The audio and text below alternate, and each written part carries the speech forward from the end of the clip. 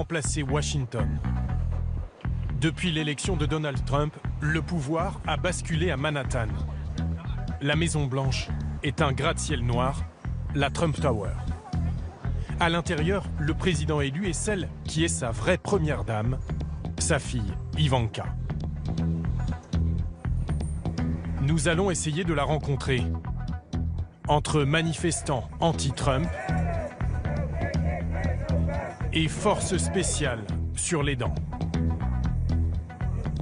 Vous savez si Ivanka est à l'intérieur? Non, on ne sait pas. Allez voir dedans. La businesswoman de 35 ans a l'ambition de faire dans un gant de velours est l'un des piliers de l'empire Trump. Elle a joué un rôle clé dans la campagne de son père. Ivanka Trump est incroyablement mesurée, calme et élégante. Elle est l'exact opposé de son père. Mais ce qu'elle a en commun avec lui, c'est cette ambition et cette obsession du pouvoir. Et si c'était Ivanka qui avait fait gagner Donald Trump? Il se battra pour l'égalité des salaires et des opportunités. Et je me battrai pour ça avec lui à ses côtés. Le pendant lisse et respectable du candidat de l'outrance. Il était perçu comme très agressif à l'égard des femmes, donc elle lui a servi de pont pour atteindre l'électorat féminin. Toute sa vie, mon père a confié des responsabilités aux femmes, moi comprise. Depuis le hall, nous tentons de gagner les bureaux d'Ivanka Trump au 26e étage. On peut monter? Non, non, allez là-bas. Seconde tentative, via les escalators.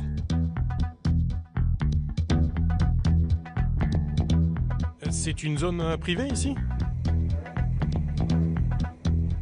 Bon, eh bien, il ne nous reste plus qu'à rejoindre la file d'attente de ses fans au rez-de-chaussée.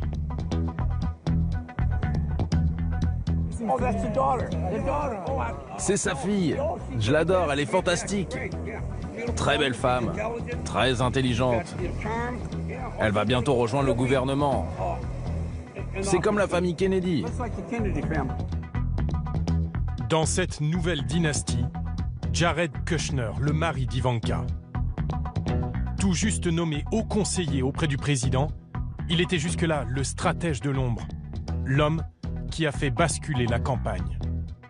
Il fallait avoir le bon candidat, le bon message et savoir comment atteindre ses électeurs. Et celui qui s'est occupé de ça, c'est Jared Kushner. Quelle influence politique auront Ivanka Trump et son mari? Signe qui ne trompe pas, ils étaient les seuls présents lors de la première rencontre du président élu avec un dirigeant étranger, le Premier ministre japonais. Je verrais bien Ivanka en vice-présidente. Je plaisante. Leur couple est sans doute l'un des plus puissants au monde aujourd'hui. Un couple aussi influent qu'inaccessible. La seule possibilité pour nous de parler à Ivanka, c'était d'y mettre le prix. Devinez combien pour un café avec la fille du président? Ce site internet a mis aux enchères un tête-à-tête avec Ivanka, minimum 50 000 $, au profit d'œuvres caritatives.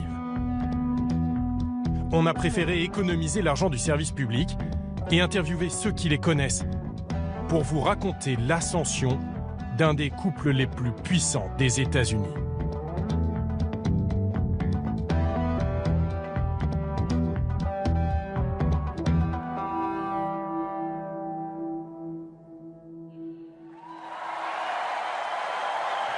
C'est lors du discours d'introduction de son père à la Convention républicaine en juillet dernier qu'Ivanka Trump a pris une nouvelle dimension. Pour la première fois, elle s'empare de sujets politiques. Premier atout, elle rassemble de l'électorat populaire républicain jusqu'à l'élite new-yorkaise dont elle fait partie. Comme beaucoup de gens de ma génération, je ne me considère ni démocrate ni républicaine. Je ne vote pas pour un parti, mais pour ce qui me semble juste, pour ma famille et mon pays. Gabriel Sherman est journaliste. Il connaît bien Ivanka et son mari pour les avoir interviewés à plusieurs reprises avant la campagne. Son intérêt pour Donald Trump, c'est qu'elle parle aux femmes de banlieue, républicaines, de classe moyenne, parce qu'elle est très policée et élégante. Elles se disent « Ok, peut-être que Donald Trump dépasse les bornes, mais Ivanka est vraiment bien. Je veux être comme elle. »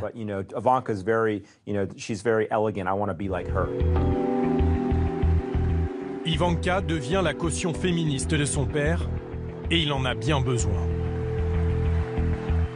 Notamment après cette vidéo de 2005, diffusée par le Washington Post il y a 3 mois. Donald Trump est dans un bus, il se rend sur le plateau d'une émission de télévision. Oubliant qu'il a un micro sur lui, il échange des propos extrêmement vulgaires avec un animateur. Je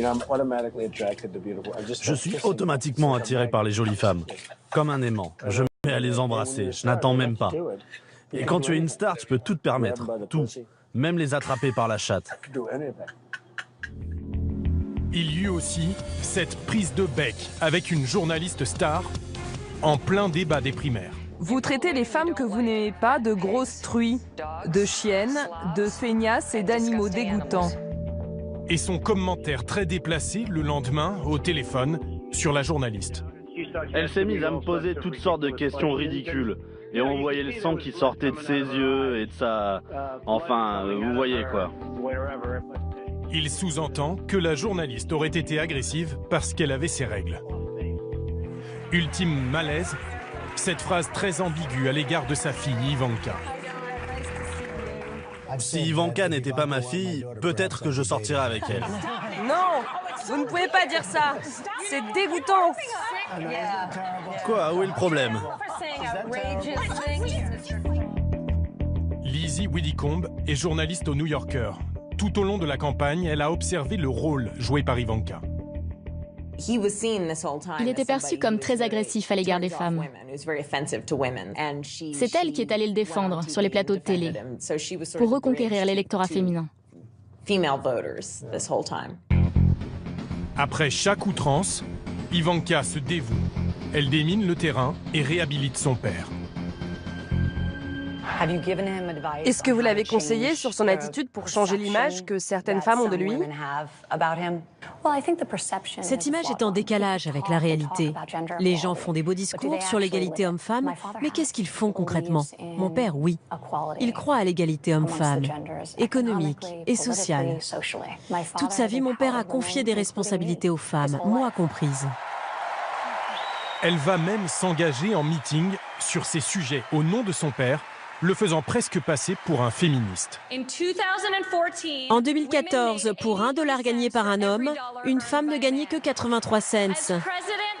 Lorsqu'il sera président, mon père changera toutes ces lois qui viennent du passé, d'une époque où très peu de femmes travaillaient. Il rendra les modes de garde d'enfants moins chers et accessibles à toutes les femmes.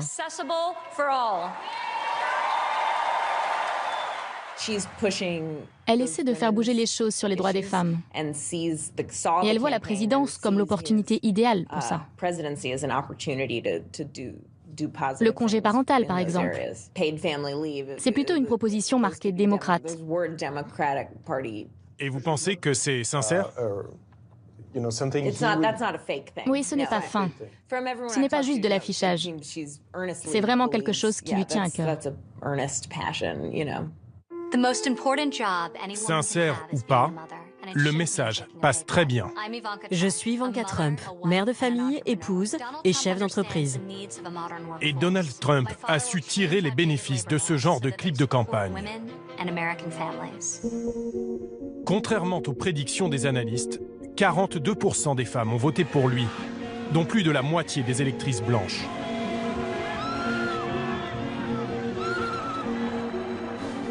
Même les anti-Trump s'en remettent à Ivanka, comme à un dernier rempart au débordement de son père. Beaucoup voient en Ivanka une sorte de modératrice, une planche de salut en quelque sorte. Surtout à New York, dans les milieux urbains et éduqués, parce qu'elle vient de là, donc ils placent tous leurs espoirs en elle. L'image d'Ivanka est tellement consensuelle qu'elle parvient à amadouer les plus farouches opposants au président élu. Et notamment Michael Moore, le célèbre réalisateur anti-système, prêt à tout pour destituer Trump. Il n'est pas légitime comme président. Il n'a pas gagné le vote populaire. Bonjour, je m'appelle Pierre. Je travaille pour la télévision française. Ah, et moi, je travaille pour l'eau française. Il nous a accordé quelques minutes. Pas plus, dit-il, car il a fort à faire.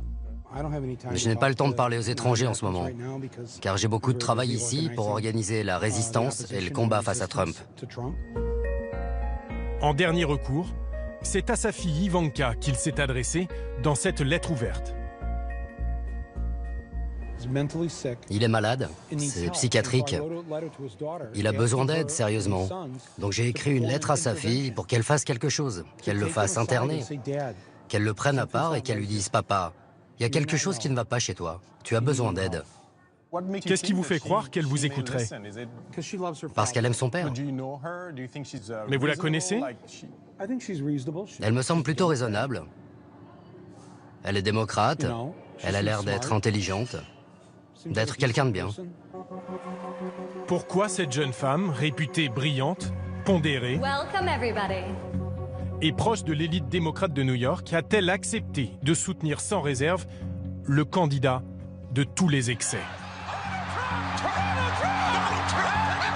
La clé se trouve peut-être dans la relation fusionnelle qu'entretiennent père et fille.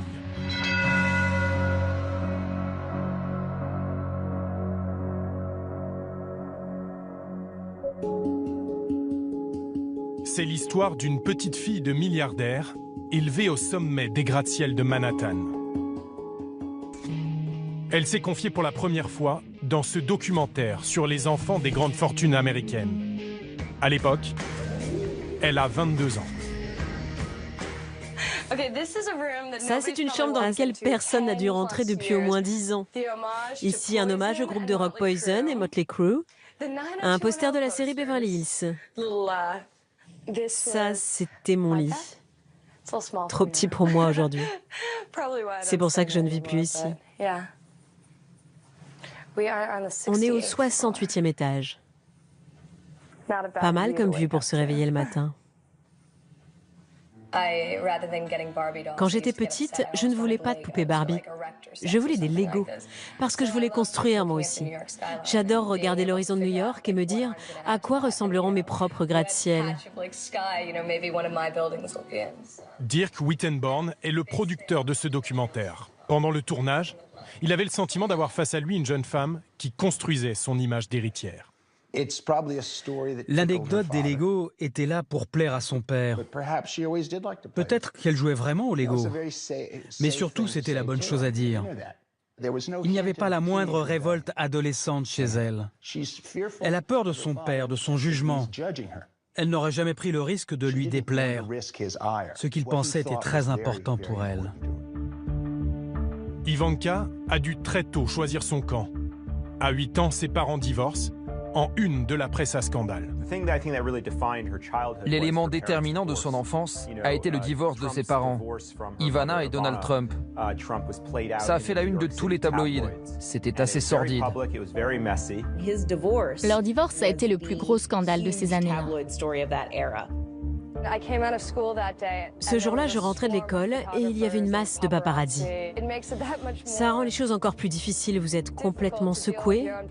Vous pensez à votre famille, vos frères. Et vous savez que dès que vous mettrez un pied dehors, il y aura des gens qui vous sauteront dessus pour vous poser des questions terribles. Elle a choisi le camp de son père. Elle a choisi de rester à New York, alors qu'Ivana repartait en Europe. C'est la fille de son père. Mais cette épreuve lui a appris à se blinder et toujours faire semblant, ne jamais montrer ses émotions. Quoi que j'entende, quoi que je lise à propos de mes parents, je suis incroyablement fière d'être une Trump. Le contrôle et la loyauté aveugle au père. Une ligne de conduite qu'elle ne quittera plus. Ivanka exploite très jeune ce qu'elle maîtrise le mieux, son image. Quand elle a eu 16 ans, elle est devenue mannequin. Donc elle est exposée, sous le regard du public, depuis son adolescence. Mais rapidement, cela ne lui suffit plus. Vous voudriez faire quoi après le lycée? J'adore le mannequinat, mais j'aimerais me lancer dans les affaires. J'espère que vous trouverez quelqu'un dans le métier pour vous mettre le pied à l'étrier. Diplômée de la très prestigieuse université de Wharton, la jeune femme se lance ensuite dans les produits dérivés. Bijoux, chaussures, parfums. Peu importe au fond, ce qu'elle vend, c'est elle-même. Ma marque représente une alliance de force, de féminité, de grâce et de sensualité. Et ce parfum l'incarne bien. En 2007, Ivanka revient au sein de l'entreprise familiale, la Trump Organization. Elle s'occupe des hôtels du groupe à travers le monde. Elle est l'héritière naturelle, la favorite parmi les 5 enfants. Ses frères et sœurs le reconnaissent volontiers.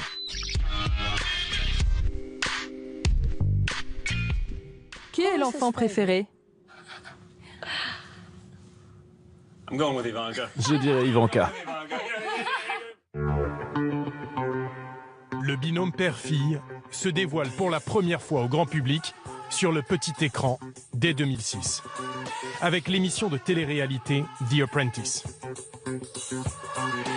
Le principe est simple. Plusieurs candidats plongés dans le monde impitoyable des affaires, éliminés un par Donald Trump et Ivanka. Vous dites que le client a tort? Et il ne s'agit pas de moi. Justement, vous étiez dans l'erreur, mais vous vous êtes obstiné. Il y a des gagnants et des perdants. Et là, vous êtes un perdant. Jean, vous êtes viré. La fougue du père, la maîtrise de la fille. Ivanka Trump a vraiment joué un rôle central dans l'émission et ça l'a propulsée médiatiquement au niveau national. Elle est l'exact opposé de son père. Donald Trump parle haut et fort, il est explosif et impulsif. Ivanka est au contraire précise, concise et élégante. Mais elle a en commun avec son père cette ambition, cette quête du pouvoir. Comme son père, elle a cet instinct de tueuse. Première victime, sa belle-mère, Melania. First Lady officielle, totalement éclipsée par Ivanka. The Apprentice est un immense succès qui propulse Donald et sa fille vers la présidentielle. Mais aux États-Unis, pas de victoire électorale sans affichage de valeurs familiales. Avec 3 mariages et d'innombrables conquêtes, Donald heurte les plus conservateurs. Là encore, Ivanka vole à son secours en utilisant l'image de son couple et de ses 3 enfants. Mon mari est ma plus grande source de motivation. Dans ses vidéos aseptisées, c'est la personne sur laquelle je m'appuie le plus. Je dis à Ivanka, ne t'en fais pas si tu n'arrives pas à tout contrôler. Concentre-toi plutôt sur ta façon de réagir aux situations. Elle inonde les réseaux sociaux de photos et vidéos mettant en scène son quotidien de mère de famille idéale.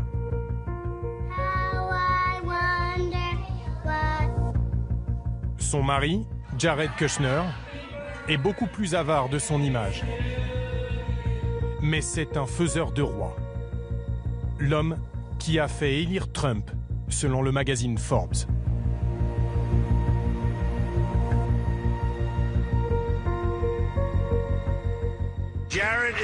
Jared est un brillant chef d'entreprise. Mais je crois qu'en fait, il préfère la politique à l'immobilier. Au fil de la campagne, Jared s'est considérablement rapproché de Donald Trump.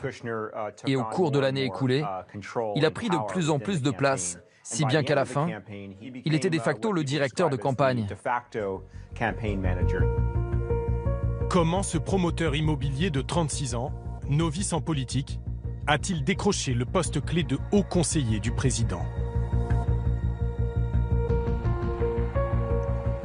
C'est à New York, derrière les vitres fumées du groupe immobilier Kushner Company, l'entreprise de Jared, que nous allons chercher la réponse. La firme a accepté de nous ouvrir ses portes. Son directeur général, Laurent Morali, est français, très proche de Jared. C'est lui qui nous fait la visite. On est en plein cœur de Midtown Manhattan. Donc c'est vraiment le... Vous avez la 5e avenue juste là. Vous pouvez pas voir derrière, mais c'est la Trump Tower est juste en face. Central Park, 6e avenue. Depuis près d'1 an, Jared ne met plus vraiment les pieds au bureau. Trop occupé par la campagne de son beau-père. Ça, c'est votre bureau. C'est mon bureau. Voilà. Bureau de Jared. Juste à côté. Juste à côté, ouais. Les 8 premières années qu'on travaillait ensemble, on se parlait 5-6 fois par jour. Là, depuis 12 mois, c'est un peu plus difficile. Chez les Kushner, comme chez les Trump, le business est une affaire de famille. C'est là qu'on décide en fait des affaires de la compagnie. Jared Kushner s'assied où généralement? Au centre, à côté de son père, entre son père et sa mère. Ici, les grands-parents paternels de Jared, qui sont donc dans cette même salle. Qui préside. Quelque part, qui préside, exactement, président d'honneur, parce que c'est de là que tout est parti. Laurent travaille avec Jared depuis 8 ans.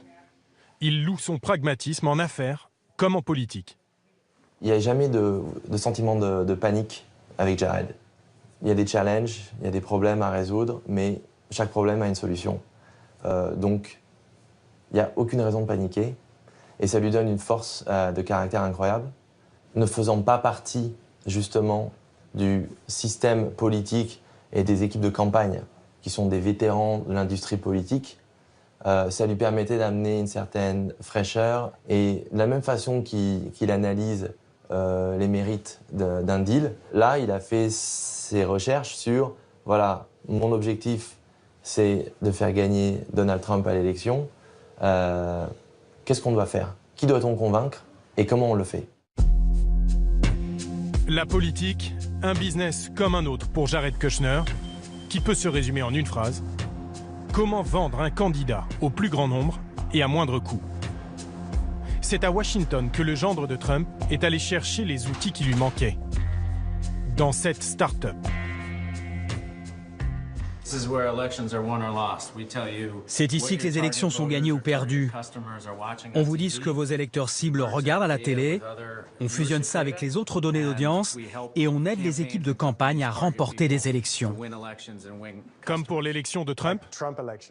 Oui, les derniers exemples, ce sont la primaire républicaine et l'élection de Trump. Selon leurs algorithmes, par exemple, un fan de films de zombies est plutôt républicain et anti-immigration. Vous avez le schéma des programmes de télévision. Ça, c'est Détroit. Chaque point représente un programme de télévision avec un créneau de pub à vendre. Plus c'est à droite, plus le programme a des chances d'être regardé par des électeurs de Trump. Plus c'est haut, moins c'est cher. Donc ce qu'on veut, ce sont des programmes télé dans le carré en haut à droite. Ce sont les plus efficaces pour toucher votre public et les moins chers. Grâce à cet outil, ils ont su repérer et cibler les électeurs indécis des swing states, ces États qui ont fait basculer le scrutin. Par exemple, dans le Michigan, vous voyez qu'il y avait des programmes comme le film Harry Potter qui étaient particulièrement efficaces, qu'il fallait qu'on achète. Donc ça vous dit que dans le Michigan, quelqu'un qui regarde Harry Potter est un démocrate déçu susceptible de voter Trump? Exactement. Et ça marche? Oui. Dans l'Amérique d'Hillary Clinton, le système se ligue contre les Américains. Elle va faire venir 60 000 réfugiés syriens. Voilà le genre de spot diffusé à Détroit pendant les films Harry Potter, à destination des démocrates indécis. On n'achète pas des espaces sur les mêmes programmes à Détroit, à Columbus, à Pittsburgh ou à Tampa en Floride. Les Américains ne regardent pas partout la télé de la même façon. Et l'interlocuteur privilégié de ces analystes était Jared Kushner. C'est lui qui faisait le lien entre les consultants et l'équipe de campagne, ainsi que la famille Trump, dont Donald lui-même. C'est lui qui surveillait la façon dont l'argent était dépensé et l'efficacité des investissements. Jared Kushner a facilité la victoire de Donald Trump grâce à ses outils marketing, mais aussi grâce à son journal, le New York Observer. Le seul du pays à avoir officiellement soutenu Trump pendant toute la campagne. Jared a 25 ans lorsqu'il le rachète pour 10 millions de dollars. Son objectif est d'en faire un outil de pouvoir. Il pousse à la porte 5 rédacteurs en chef successifs avant de trouver en Ken Kurson son homme de confiance. Il avait des opinions et il voulait les faire passer. Il était nouveau dans le monde de l'immobilier et il voulait une plateforme pour communiquer avec les gens qui comptent à New York. Le New York Observer était un journal unique. Peu de lecteurs, mais parmi les plus influents de l'élite économique. Ça lui a ouvert des portes vers des gens puissants. Les Kushner étaient une petite famille du New Jersey que personne ne connaissait. Et tout à coup, Jared est entré dans le petit cercle des gens qui comptent à Manhattan. Voici l'une des rares vidéos de Jared Kushner, fêtant les 25 ans de son journal. C'était il y a 4 ans. Tout le gratin new-yorkais était présent. C'est une fête incroyable. Il y a tout le monde. Le maire de New York, les anciens maires, tous les gens de pouvoir sont là. Sa femme Ivanka et son beau-père Donald Trump sont même venus souffler les bougies. Je souhaite à ce journal le meilleur pour les 25 prochaines années. Une consécration aux allures de revanche pour Jared. Car le nom de Kushner était devenu un symbole de scandale. En 2005, son père Charles est condamné à 2 ans de prison pour escroquerie et chantage. Il avait notamment payé une prostituée afin de compromettre ses ennemis au sein de sa propre famille. Chez les Kushner, comme chez les Trump, on ne trahit pas le clan. Jared est dévasté. À 24 ans, il prend la relève de l'empire familial. Lizzie Widdecombe était à Harvard avec lui à cette époque-là. Il travaillait pour devenir avocat toute la semaine. Et le week-end, il prenait l'avion pour aller voir son père en prison dans l'Alabama. Voir son père condamné pour crime, ce n'est pas rien. Il ne lui a pas tourné le dos, il a choisi son camp. Et dans sa tête, son père est une victime. Comme Ivanka lors du divorce de ses parents, Jared choisit le camp du père et la fidélité absolue. Toute sa vie, Jared a été l'objet de moqueries, d'humiliation de la part des médias, de l'élite et de ses pairs. Et tous ceux qui le connaissent vous diront qu'il porte cette colère en lui, que ça l'a marqué au fer rouge. Vous croyez que c'est une histoire de revanche pour Jared ? Sans aucun doute. Depuis l'emprisonnement du père, le clan Kushner a décidé de ne plus jamais laisser qui que ce soit les faire trébucher. Et ils ont continuellement œuvré à consolider leur position et leur pouvoir. En s'alignant sur Donald Trump, cela donnait aux Kushner le pouvoir absolu, un siège au premier rang à la Maison-Blanche.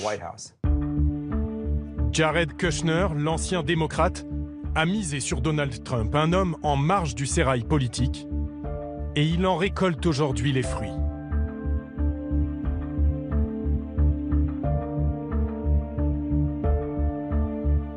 Depuis la victoire de Trump, Jared et Ivanka sont associés à tous les choix du futur président. Si vous souhaitez avoir un entretien avec Donald Trump, l'une des personnes que vous devez contacter est Jared Kushner. Être le gardien de la porte du président des États-Unis est certainement l'une des positions les plus puissantes en Amérique. Lors de la rencontre Trump-Obama au lendemain de l'élection, on a vu Jared tout sourire faire le tour du propriétaire au fond du bureau ovale. Puis déambuler dans les jardins de la Maison-Blanche en grande discussion avec le chef de cabinet de Barack Obama. Jared et Ivanka font tous les deux partie de l'équipe de transition. Jared est très impliqué dans le choix des personnes qui feront partie de l'administration, qui devraient être retenues et à quel poste. Et ça lui donne l'influence de décider de la composition du futur gouvernement, avant même que Trump ne soit officiellement président. Dans les locaux de la Kushner Company, Lors de notre tournage, surprise, Jared fait un passage éclair. Nous insistons pour lui parler. Il nous accorde quelques minutes d'entretien sans caméra. C'est lui, à gauche de l'image. On dit que Donald Trump vous écoute, c'est vrai? Je lui dis la vérité. Je lui dis ce qu'il a envie d'entendre, mais aussi ce qu'il n'a pas envie d'entendre. Il sait que je ne manigance rien, que je suis très bon pour analyser les choses et ensuite lui donner une opinion non biaisée. Donc je ne lui dirai jamais « vous devez faire ceci ou cela ». Je lui dis « voici les opinions des gens qui comptent à mon avis ». Vous savez, c'est un génie. De quel dossier hériteront Jared et Ivanka au sein de la toute nouvelle administration? Le président élu a quelques idées en tête. Ivanka est tellement forte sur les questions des femmes, des modes de garde pour les mères qui travaillent. Personne n'est meilleur qu'elle sur ces sujets. Quant à Jared, j'adorerais l'avoir à mes côtés pour dialoguer avec les autres nations et notamment voir si on peut faire la paix au Proche-Orient. Faire la paix au Proche-Orient, rien de moins. Ça devrait être l'une des missions de Jared Kushner. Juif orthodoxe, très pratiquant, il avait d'abord rompu avec Ivanka avant qu'elle accepte de se convertir. Mais la conversion la plus spectaculaire, c'est le revirement de Donald Trump. Jusque-là taxé d'antisémitisme pour avoir véhiculé des clichés sur les Juifs, comme ici, devant la coalition juive républicaine. Vous voulez renégocier des deals? Certains d'entre nous savent négocier. Je dirais 99,9% d'entre nous. Est-ce qu'il y a une seule personne ici qui ne renégocie pas? Il n'y a que des négociateurs dans la salle. Jamais j'en ai eu autant devant moi. Il fait aussi une plaisanterie sur le Shabbat, le samedi, jour de repos pendant lequel les Juifs les plus pratiquants n'utilisent pas d'appareil électronique. Vous m'acceptez parce que ma fille est juive maintenant, c'est ça? Jared est super, elle ne pourrait pas être plus heureuse. Mais ce qui m'embête, c'est que je ne peux pas la joindre le samedi. J'appelle et ça ne répond pas. Je ne peux plus parler à ma fille le samedi. Mais ça, c'était avant. Depuis, Jared Kushner a réorienté les discours de Donald Trump avec l'aide de Ken Kurson, son ami, le rédacteur en chef de son journal. Oui, j'ai aidé Jared à écrire certains discours. Je ne suis pas très objectif quand on parle d'Israël. Je suis un supporter déterminé d'Israël. Et je savais que Donald Trump allait devenir le prochain président. Alors quand on m'a demandé mon aide, je me suis dit que c'était mon devoir de participer. C'était trop important pour l'avenir de l'État juif. Et voilà le nouveau discours, quelques mois plus tard, devant l'AIPAC, un important groupe de soutien à Israël marqué à droite. Fini les dérapages, Donald Trump, relu et corrigé par Jared Kushner, va même surprendre par une ligne très pro-israélienne. Quand je serai président, croyez-moi, je m'opposerai à toute tentative de l'ONU d'imposer quoi que ce soit à l'État juif. Veto à 100%.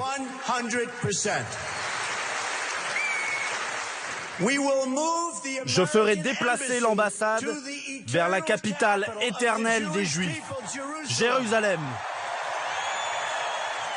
Un virage à 180 degrés avec l'équilibre prôné par l'administration Obama. Et que Donald Trump a confirmé il y a quelques jours en nommant un nouvel ambassadeur en Israël, David Friedman. Un homme qui défend l'installation de colonies en Cisjordanie, financée notamment par la famille Kushner. J'ai du mal à imaginer que Jared Kushner va pouvoir conduire un accord de paix, étant donné que le Moyen-Orient est une question complexe, qui a déjà éprouvé un paquet de diplomates chevronnés et de présidences successives ces 50 dernières années. Jared Kushner a pour seule expérience le fait qu'il est juif et très attaché aux questions qui touchent Israël. Mais il n'a aucune expérience en matière de politique étrangère et de négociations diplomatiques. Quant à Ivanka, va-t-elle jouer le rôle de contre-pouvoir au sein de l'administration? Ces jeunes femmes en doutent. à l'origine d'un mouvement collectif de protestation intitulé Dear Ivanka, Chère Ivanka. Elle lui reproche de ne pas avoir de vraies convictions. Plus je regarde son compte Instagram et sa marque, plus je me dis qu'elle est complètement perdue. Elle n'a aucune idée de qui elle est, de ce qu'elle représente vraiment, à part sa marque. Elle est toute neutre, toute plate, insipide, beige. Mais elle n'a aucune substance. Vous vous plantez complètement si vous pensez qu'il y a une quelconque différence entre Ivanka et son père. Même si elle se dit féministe, si elle a appelé la chef de file des démocrates en disant qu'elle l'admirait, elle ne dénonce pas les horreurs proférées par les autres membres de l'équipe, comme Steve Bannon, qui est antisémite, homophobe, raciste, et qui a importé le Ku Klux Klan dans la campagne. C'est dingue.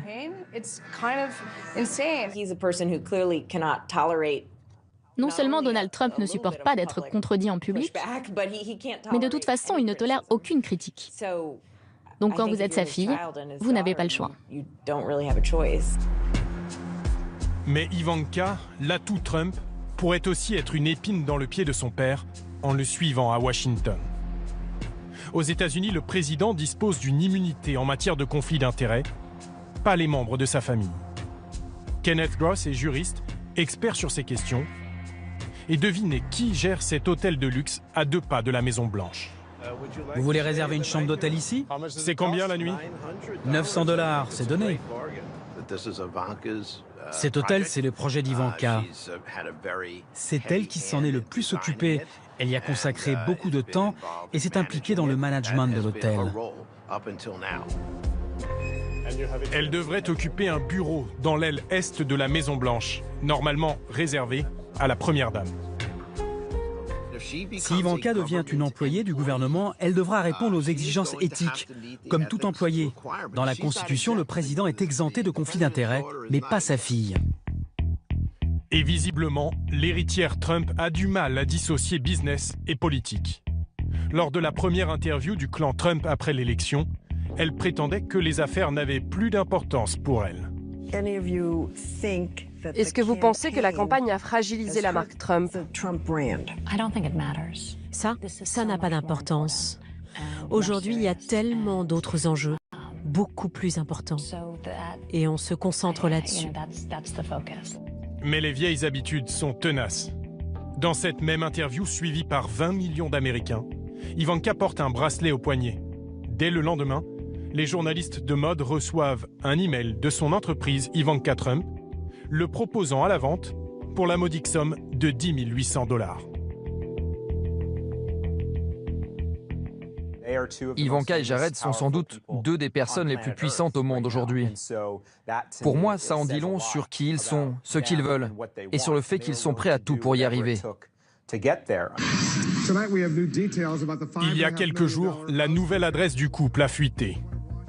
Ils déménagent à Washington dans une villa à 5 millions €, à 3 km du bureau ovale, et ironie du sort, à quelques mètres à peine du futur domicile des Obama. Ivanka, la fille, et Jared, le gendre du président, sont désormais au cœur du pouvoir. Sans avoir la moindre expérience.